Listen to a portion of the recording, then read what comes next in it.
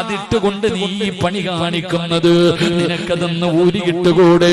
എന്റെ പ്രിയപ്പെട്ട പെണ്ണന്മാര്, ആരെയും മറന്നുപോയി. അല്ലാഹുവിനെ മറന്നു, റസൂലുള്ളാഹിനെ മറന്നു, വാപ്പയെ മറന്നു, ഉമ്മയെ മറന്നു, ഗുരുനാഥനെ മറന്നു, എല്ലാവരെയും മറന്നു. ഏതെങ്കിലും ഒരു മരത്തിന്റെ ചുവട് കിട്ടിയാൽ എന്തിനെന്റെ പ്രിയമുള്ളവരെ ഇന്ന് വാഹനങ്ങളിൽ സഞ്ചരിക്കാൻ കഴിയുന്നില്ല, യാത്ര ചെയ്യാൻ സഞ്ചരിക്കാൻ കഴിയുന്നില്ല, യാത്ര ചെയ്യാൻ കഴിയുന്നില്ലോ. എന്റെ പ്രിയപ്പെട്ടവരെ, എവിടെ നോക്കിയാൽ പടച്ചവരെ തന്റെ കണ്ണിന്റെ മുന്നിൽ ഉസ്താദന്മാരിയ്ക്കുന്നുണ്ട്, വാപ്പയുടെ പ്രായമുള്ളവരിയ്ക്കുന്നുണ്ട്, ഉമ്മയുടെ പ്രായമുള്ളവരിയ്ക്കുന്നുണ്ട്, തന്നെ പോലെ ചെറുപ്പക്കാരിയായ പെണ്ണുങ്ങളിരിക്കുന്നുണ്ട്. ഇതെല്ലാവരും മുന്നിലിരിക്കുമ്പോഴും അമുസ്ലിമായ കൂട്ടുകാരന്റെ മടിത്തട്ടിൽ കിടക്കുന്ന എന്റെ പ്രിയപ്പെട്ട പെങ്ങള് എങ്ങനെ കഴിയുന്നടി നിനക്കിങ്ങനെ കാണിക്കാൻ? ആരിരുന്നാലും നാളവില്ല. അവന് ലജ്ജയുണ്ട്, അവന് ലജ്ജയുണ്ട്. പക്ഷേ നമ്മുടെ സമുദായത്തിന് ലജ്ജയില്ല. അവൻ ഒഴിഞ്ഞു മാറിയാലും വിടില്ല. അവന്റെ തോളിലൂടെ കൈയിട്ട് കൊണ്ട് ഉസ്താദന്മാരുടെ മുന്നിലിരുന്ന് സെൽഫി എടുക്കുന്ന പെണ്ണുങ്ങളുടെ കാലമാ. ഏതെങ്കിലും ഒരു മരത്തിന്റെ ചുവട് കിട്ടിയാൽ, ഏതെങ്കിലും ഒരു മരത്തിന്റെ ചുവട് കിട്ടിയാ അവിടെ ഇരുന്നു കൊണ്ട് റബ്ബേ തന്റെ വികാരം തീർക്കുന്ന പെണ്ണുങ്ങളുടെ കാലമാ. എന്റെ പ്രിയപ്പെട്ട സഹോദരിമാരോട് എനിക്ക് പറയാനുള്ളത്, എന്തിനും നിനക്ക് സ്വാതന്ത്ര്യമുണ്ട്. നിന്നെ ചോദിക്കാനും തടയാനും ആരുമില്ല. എന്ത് വേണമെങ്കിലും നിനക്ക് ചെയ്യാം. അതിനാ നിനക്കെതിരെ ആരെങ്കിലും പറഞ്ഞ അവനെ പിടിച്ചകത്തിടാനും ആളുണ്ട്. നിനക്ക് പ്രോത്സാഹനം തരാൻ ആളുണ്ട്. നിനക്ക് കൊടി പിടിക്കാൻ ആളുണ്ട്. നിന്നെ സഹായിക്കാൻ ആളുണ്ട്. പക്ഷേ ഇങ്ങനെ നടക്കുന്ന പെണ്ണുങ്ങളോട് എനിക്ക് പറയാറുള്ളത്, ഒരു ദിവസം നിനക്ക് വരുമ്പോ നീ ഇവരെ എല്ലാവരെയും വിളിക്കണം മോള്. ഇതെല്ലാം കഴിഞ്ഞിട്ട് ഇന്ന് നിന്റെ കൂടെ എല്ലാവരും ഉണ്ട്. പക്ഷേ ഒരു ദിവസം നിന്റെ കണ്ണിന്റെ മുന്നിലേക്ക് മലക്കുൽ മൗത്ത് അസ്റായീൽ ഫകശഫനാ അൻക ഇതാക ഫബസറുക അൽയൗമ ഹദീദ്. നിന്റെ കണ്ണിന്റെ മുന്നിലേക്ക് മലക്കുൽ മൗത്ത് അനുയായികളും ഇറങ്ങി വരും. അവര് പറയും, കൊണ്ടുപോകാമെന്നതാടി, നിന്നെ റൂഹ് പിടിക്കാമെന്നതാണ്. വിളിച്ചു കൊടി പിടിച്ചവര്, പ്രോത്സാഹനം തന്നവര്, കൂടെ നടന്നവര്, സൈർ ചെയ്തവര്, നിനക്ക് ലൈക്ക് തന്നവര്, എല്ലാവരെയും വിളിക്കില്ല. പടച്ചവനെ, ആ മരണത്തിന്റെ രംഗം ഇങ്ങനെ കടന്നു വരുമ്പോ അതാ അവരുകൾ പറയുന്നു, കല്ലാ ഇദാ ബലഗതി തറാകിയ വകീല മൻ റാക് വظن أنه الفراق والتفت الساق بالساق إلى ربك يومئذ المساق. മലക്കുകൾ പറയുന്ന ദിവസം ആര് വരുമടി നിന്നെ രക്ഷിക്കാൻ? ആ മരണത്തിൽ നിന്ന് രക്ഷിക്കാൻ ആരാ നിനക്ക് വരുന്നത്? ഇതെല്ലാം കഴിഞ്ഞിട്ട് നാള് ഇന്നിങ്ങനെ നടക്കുമ്പോ അമ്മ നിന്നെ ഇങ്ങനെ വെറുതെ വിട്ടിരിക്കുകയാണ്. ഓന്തോടിയാൽ എവിടെ വരെ ഓടും പെണ്ണ്, നീ പോയാൽ എവിടെ വരെ പോകുമടി? ഈ ഓട്ടത്തിനൊരവസാനമുണ്ട്. അല്ലാഹ് പറയുകയാ വത്തഖൂ യൗമൻ തുർജഊന ഫീഹി ഇലല്ലാഹ്. എവിടെ പോയാൽ ഒരു ദിവസം നീ എന്റെ മുന്നിൽ തിരിച്ചു വരുമടി. നീ എവിടെ പോയാൽ നാളെ എന്റെ മുന്നിൽ വന്ന് നിൽക്കുന്ന ഒരു ദിവസം നിനക്ക് വരാനുണ്ട്. അതുകൊണ്ട് പെങ്ങളോട് പറയുകയാ, ഇന്നെല്ലാം ഫ്രണ്ട്ഷിപ്പാണ്. ഇവന്റെ കയ്യിൽ പിടിച്ചാലും കുറ്റം പറയാ പാടില്ല. കൂട്ടുകാരാണ്. പെങ്ങളെ വ്യഭിചാരമെന്ന് പറഞ്ഞാൽ ആണും പെണ്ണും കിടപ്പറയിൽ കിടന്ന് ശാരീരികമായി ബന്ധപ്പെടുന്നതിന് മാത്രമല്ല വ്യഭിചാരമെന്ന് പറഞ്ഞത്. അല്ല വ്യഭിചരിക്കരുതെന്നല്ല പറഞ്ഞത്. വലാ തഖ്റബുസ്സിനാ ഇന്നഹു കാന ഫാഹിശാ. വ്യഭിചരിക്ക വ്യഭിചരിക്കരുതെന്നല്ല പറഞ്ഞത്. നിങ്ങൾ അടുക്കല്ല്, നിങ്ങൾ അടുക്കല്ല്. അവന്റെ കയ്യിൽ പിടിക്കുന്നത് വ്യഭിചാരമാണ്, അവനെ കാണുന്നത് വ്യഭിചാരമാണ്, അവനോട് സംസാരിക്കുന്നത് വ്യഭിചാരമാണ്, അവൻ പറയുന്നത് കേൾക്കുന്നത് വ്യഭിചാരമാണ്, അവനെ കുറിച്ച് ചിന്തിക്കുന്നത് വ്യഭിചാരമാണ്. ഇത് വ്യഭിചാരമാണ്, വ്യഭിചാരമാണ്. ഇങ്ങനെ വ്യഭിചരിച്ച് നടക്കുന്നവന്റെ ആയുസ് കുറവാണ്. ഇങ്ങനെ വ്യഭിചരിച്ച് നടക്കുന്നവന്റെ ആയുസ് കുറവാണ് പൊന്നുമോനെ. അതുകൊണ്ട് എന്റെ പ്രിയപ്പെട്ട പെങ്ങന്മാരോട് പറയുകയാ, അഹങ്കാരം കുറയ്ക്ക് പെണ്ണേ, ഒന്ന് താഴെ ഇറങ്ങടി പൊന്നുമോള്. 50 വയസ്സുള്ള നിന്റെ ഉമ്മ ചെയ്യാത്ത പാപം ഈ 18 വയസ്സിന് നീ ചെയ്തില്ലേ പൊന്നുമോള്? 20 വയസ്സുള്ള 25 വയസ്സുള്ള പെങ്ങളോട് ഞാൻ ചോദിക്കുകയാ, നിന്റെ ഉമ്മയുടെ ഉമ്മ 60 വയസ്സ് 70 വയസ്സ് വരെ ജീവിച്ചവരാ. നിന്റെ അടുക്കൽ എത്രയോ പ്രായം ചെന്ന ഉമ്മ ഇരിപ്പുണ്ട്. ആ ഉമ്മ 60 കൊല്ലം കൊണ്ട് ചെയ്യാത്ത പാപം മോളെ നിന്റെ ഈ ചെറിയ പ്രായത്തിൽ ചെയ്ത് കളഞ്ഞില്ലേടി. ഇനിയെങ്കിലും നിനക്കൊന്ന് നന്നായിക്കൂടെ, ഇനിയെങ്കിലും ഇതെല്ലാം ഒന്ന് നിർത്തിക്കൂടെ? യുവത്വത്തോട് എനിക്ക് പറയാറുള്ളത്, എന്റെ പെങ്ങന്മാരോട് എനിക്ക് പറയാറുള്ളത്, അല്ലാഹുവിന്റെ പ്രവാചകന് 3 വിഭാഗം പെണ്ണുങ്ങളെ ശപിച്ചിരിക്കുകയാ. അല്ലാഹുവിന്റെ റസൂൽ അവിടെന്ന് പറഞ്ഞു, സ്വഹാബാ 3 വിഭാഗം പെണ്ണുങ്ങളെ അല്ലാഹു ശപിച്ചിരിക്കുകയാ. അവൾ അല്ലാഹുവിന്റെ ശാപം കിട്ടിയവളാ, അവൾ അല്ലാഹുവിന്റെ ശാപം കിട്ടിയവളാ. അല്ലാഹു ശപിച്ചാ നന്നാകുവോ മോളെ? അല്ലാഹു ശപിച്ചാ നന്നാവോ? ശപിച്ചവനാണ് ഇബ്ലീസ്. അവന്റെ അവസ്ഥ എന്താണെന്ന് എനിക്കും നിങ്ങൾക്കും അറിയാമല്ലോ. അതുകൊണ്ട് അല്ലാഹു ശപിച്ച 3 വിഭാഗം പെണ്ണുങ്ങളുണ്ട്. അതിലെ ഒന്നാമത്തെ വിഭാഗമാരാ, അതിലെ ഒന്നാമത്തെ വിഭാഗമാരാ? എന്റെ പ്രിയപ്പെട്ട ചെറുപ്പക്കാരാ, എന്റെ പ്രിയപ്പെട്ട യുവത്വേ, അല്ലാഹുവിന്റെ ശാപം കിട്ടിയ 3 വിഭാഗത്തിൽ ഒന്നാമത്തെ വിഭാഗം പച്ചകുത്തുന്നവരാ. ഇന്ന് പച്ചകുത്തുന്നത് ഒരു വല്ലാത്ത ട്രെൻഡാണല്ലോ. ശരീരത്തു പച്ചകുത്തുന്നത് ഇന്ന് വല്ലാത്ത ട്രെൻഡാണല്ലോ. നേരത്തെ ആണുങ്ങൾ മാത്രമാണ് ചെയ്തതെങ്കിൽ ഇന്ന് പെണ്ണുങ്ങളിലേക്കും കടന്നു വന്നിരിക്കുകയാ. അവളുള്ള വീട് നേരെയാകൂല. അല്ലാഹുവിന്റെ ശാപം കിട്ടിയവളുള്ള വീട്. റസൂലുള്ള പറയുകയാണ്, നിന്റെ ഭാര്യയുണ്ടോ, നിന്റെ മക്കളുണ്ടോ, നിന്റെ കൂടപ്പിറപ്പുണ്ടോ? അല്ലാഹു ശപിച്ച 3 വിഭാഗത്തിൽ നിന്റെ വീട്ടിലെ ഏതെങ്കിലും ഒരു പെണ്ണുണ്ടോ? റസൂലുള്ള പറയുകയാ, പച്ചകുത്തുന്നവരെ അല്ലാഹു ശപിച്ചിട്ടുണ്ട്. രണ്ടാമത്തെ വിഭാഗം ആരെന്നറിയോ?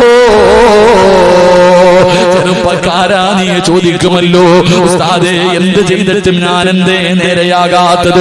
ഞാനെന്ത് കച്ചവടം ചെയ്താലും പൊളിയുന്നല്ലോ, എന്തെല്ലാം ഉണ്ട് ഉസ്താദേ, പറക്കത്തില്ലല്ലോ, വയറ് നിറയുന്നില്ലല്ലോ, തൃപ്തിപ്പെടാ കഴിയുന്നില്ലല്ലോ.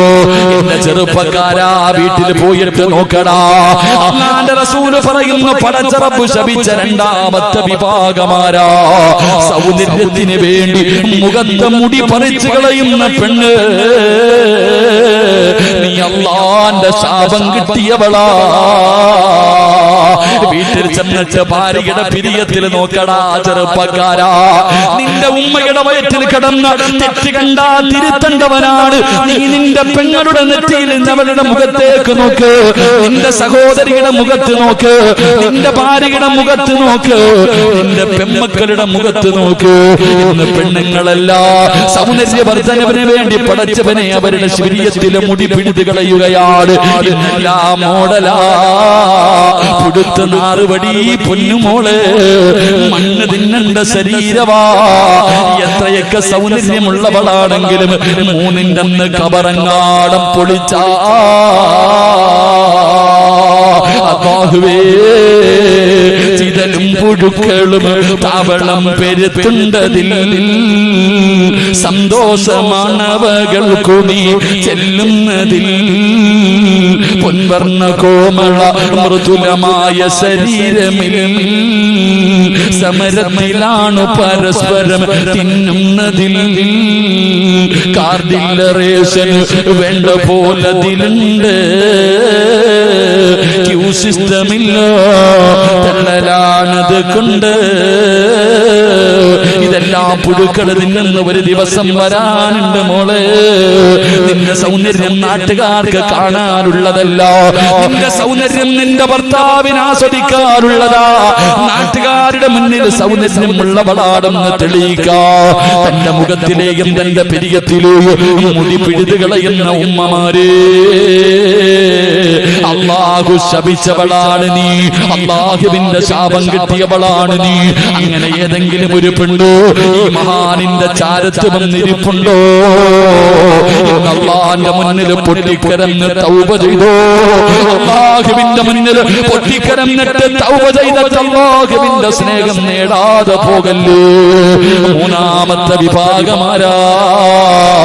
അല്ലാഹുവിന്റെ ശാപം കിട്ടുന്ന മൂന്നാമത്തെ വിഭാഗം എന്റെ പ്രിയപ്പെട്ടവരെ, നരച്ച മുടി മറയ്ക്കുന്നവരാ. പടച്ചവനെ ഇന്ന് പ്രായം മറയ്ക്കാതെ, ഇന്ന് പ്രായം മറയ്ക്കാ പടച്ചവനെ നരച്ച മുടിയുടെ മുന്നില് എന്റെ പ്രിയപ്പെട്ടവരെ കറുത്ത പെയിന്റടിച്ചിട്ട് നടക്കുന്ന ചെറുപ്പക്കാരാ, എന്റെ പ്രിയപ്പെട്ട പെങ്ങന്മാരെ, അല്ലാഹുവിന്റെ റസൂൽ അവിടെന്ന് പറയുകയാ, നീ ശാപം കിട്ടിയവളാണ്, പടച്ച റബ്ബിന്റെ ശാപം കിട്ടിയവളാണ്. അതുകൊണ്ട് എന്റെ പ്രിയപ്പെട്ട മാതാപിതാക്കളോട് പറയുകയാണ്, ഈ പറയുന്ന മൂന്ന് വിഭാഗം പെണ്ണുങ്ങൾ നിങ്ങളുടെ വീട്ടിലുണ്ടോ? അവർ അല്ലാഹുവിന്റെ ശാപം വാങ്ങുന്നവരാ. അതുകൊണ്ട് എന്റെ പ്രിയപ്പെട്ട സഹോദരിമാരോട്, എന്റെ പെങ്ങന്മാരോട് എനിക്ക് പറയാനുള്ളത്, നിങ്ങൾ പടച്ചവനെ ഭയന്ന് ജീവിക്കൂ. അല്ലാഹുവിനെ മറന്നു പോകല്ലേ, വന്ന വഴി മറന്നു പോകല്ലേ. നിങ്ങളെ എല്ലാ പാപങ്ങളും കഴുകിക്കളാ. ഇടയ്ക്കിടയ്ക്ക് നോവല് വായിക്കുന്നതൊക്കെ എടുത്ത് മാറ്റൂ. എന്തിനാ സിനിമാ താരങ്ങളെ കണ്ടുപിടിക്കുന്നത്, സീരിയൽ നടിമാരെ കണ്ടുപിടിക്കുന്നത്, മോഡലുകളുടെ ചരിത്രം വായിക്കുന്നത്? നിങ്ങളെ നിന്നെ പോലെ വികാര വിചാരമുള്ള പച്ചയിറച്ചിയുള്ള നിന്നെക്കാല് കാലാരടകുള്ള നിന്നെക്കാലും ഒരുപാട് സ്വപ്നങ്ങളും പ്രതീക്ഷകളുമായി കഴിഞ്ഞിരുന്ന എത്രയോ മഹതിമാരുണ്ട്.